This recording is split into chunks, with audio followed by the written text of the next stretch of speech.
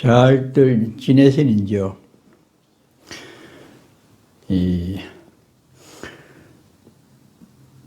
처음 큰 마음 내서 선언이라고 찾아간 곳이 용화사라고 했지요. 그 당시에 가장 초학자를 잘 지도한다는 말을 듣고 그곳에 가서 한 채를 잘 지냅니다.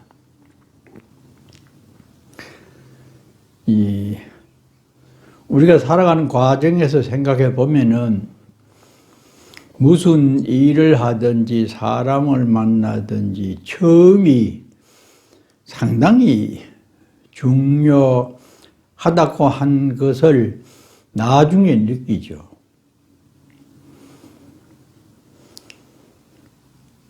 처음이라고 하는 것은 새로움에 대한 희망을 갖고 사람을 만나든지 사업을 하든지 어떤 일이든지 그 속에는 상당한 생각이 많이 깃들어 있었고 또 이걸 하면은 저 사람을 만나면은 잘 살 수 있을 것이란 기대감이 처음 시작할 때에 몽땅 들어있죠.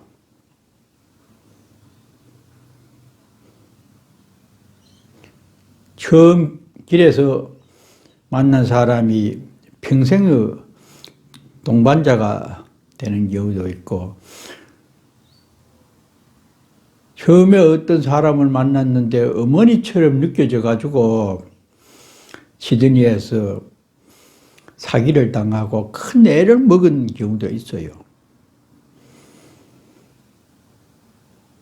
때문에 처음이 상당히 중요한 시기나 만남이라고 생각이 되어지는데 참선하는 입장도 마찬가지죠.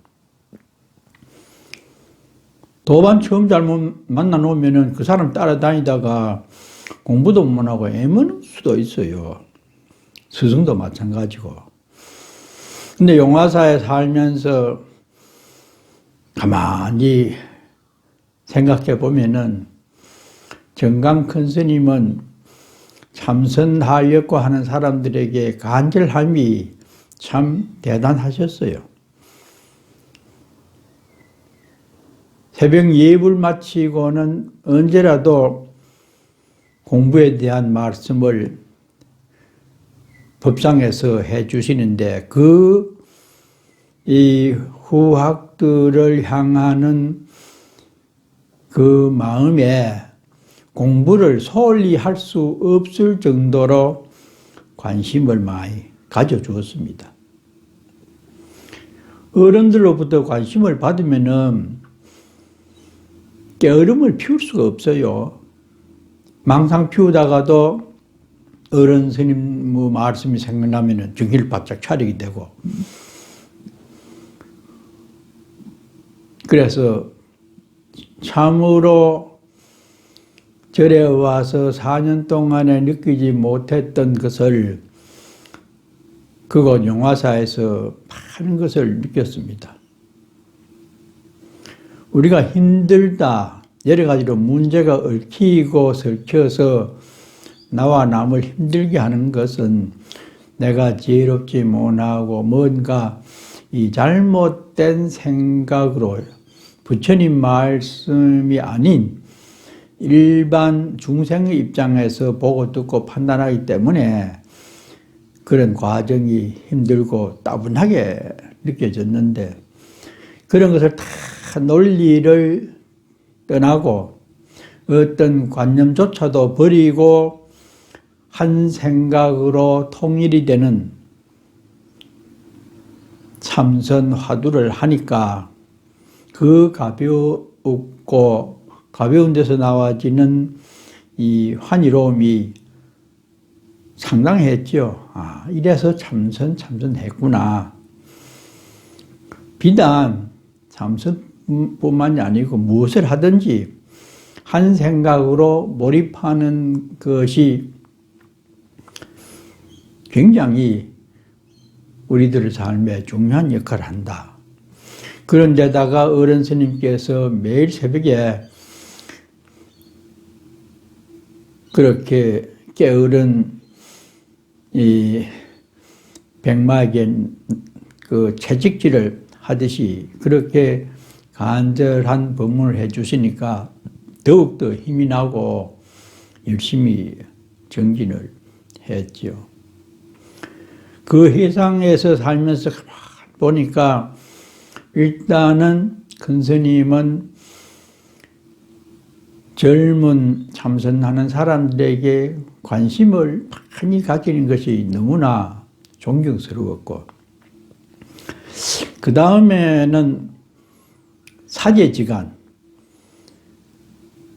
그때는 송담 스님 말만 법문을 통해서 들었지 직접 뵙지는 못했는데, 그해 겨울에 그 매주 만들 때에 한번 오셨어요. 그러는데 그 어른 되는 스님이 그 송담 스님을 맞이하는 그 모습이 너무나 아끼고 소중하게 생각하는 모습을 여러 차례 보았어요.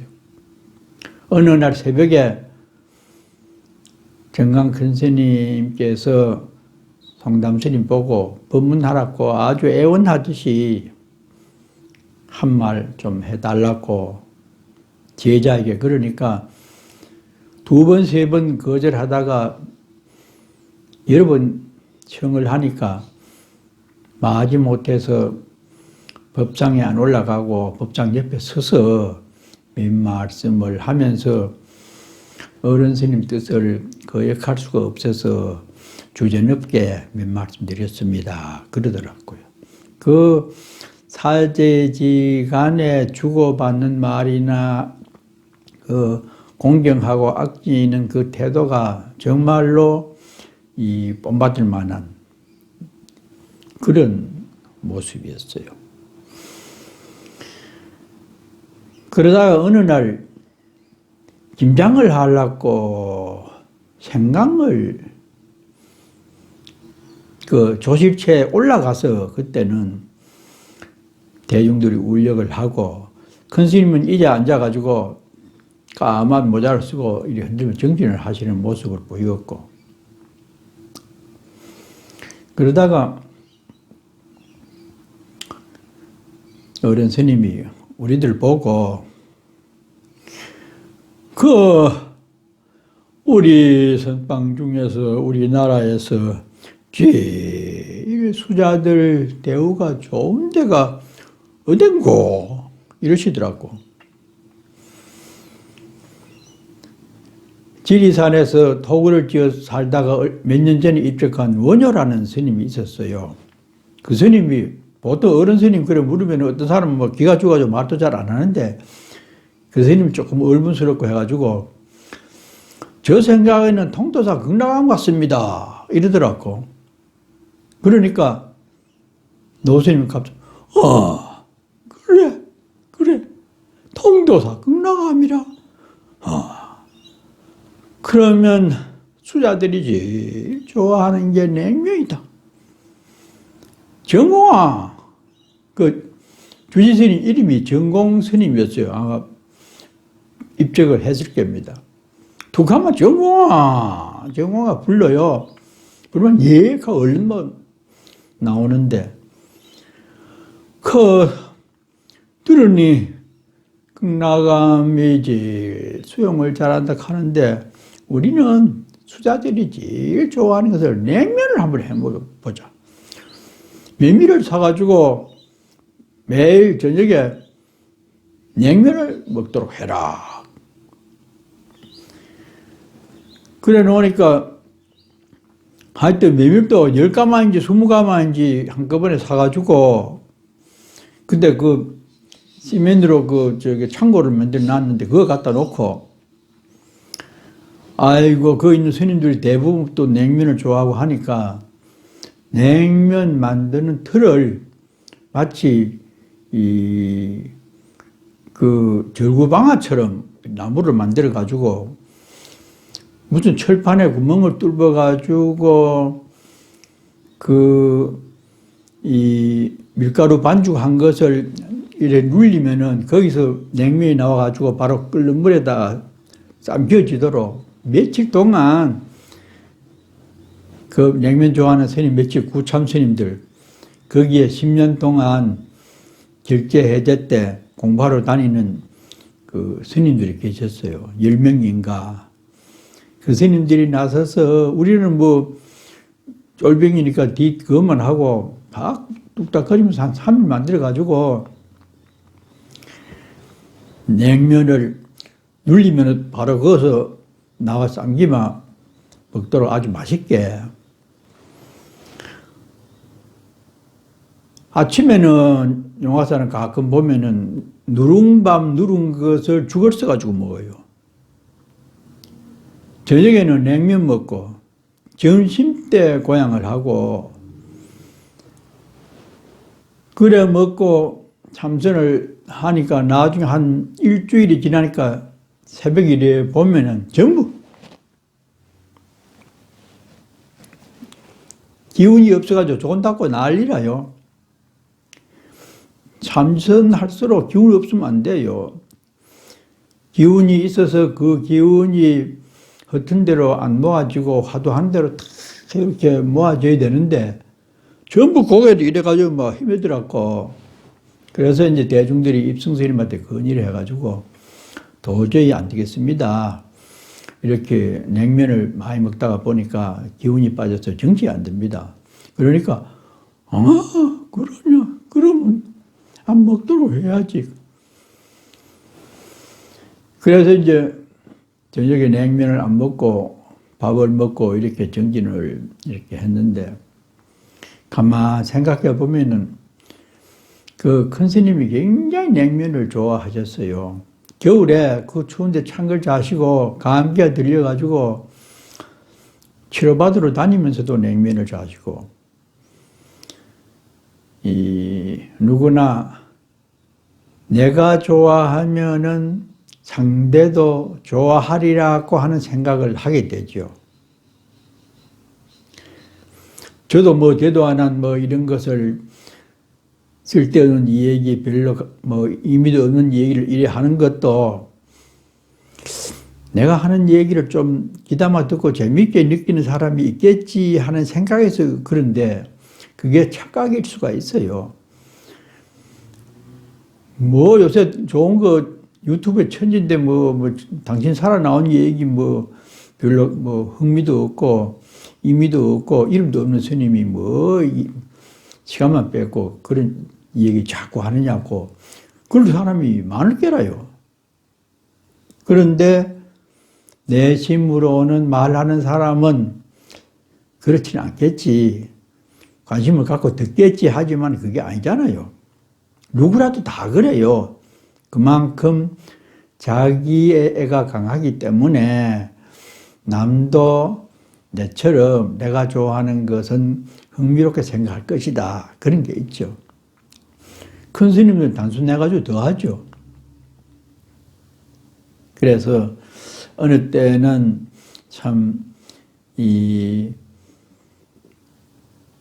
내 얘기나 누구라도 자기라고 하는 개인에 대해서 상대가 얼마나 호감을 가지고 비호감을 갖는지를 생각해 보면은 저도 부끄러운 때가 많지만은 그 만난 인연 때문에 이렇게 말씀을 드리는데 참 그 부분도 뭔가 반조해 볼 만한 의미가 있어요.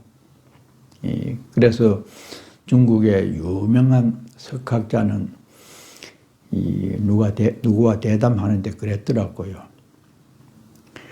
자신은 그 사람이 굉장히 세계적으로 유명한 사람인데 자기를 좋아하는 사람 반, 싫어하는 사람 반이면 자기는 흡족하고 또 경제적으로도 자기 쓰고 남는 용돈이 조금 있어서 어떤 학생이 공부를 하다가 자기 나라로 돌아간다고 찾아왔을 때 차 한잔 나누고 여비에 보태서라고 조금 줄 수 있는 힘이 되면은 자기로서는 만족하겠다 이러더라고요. 정말로 현명한 자기에 대한 판단이죠.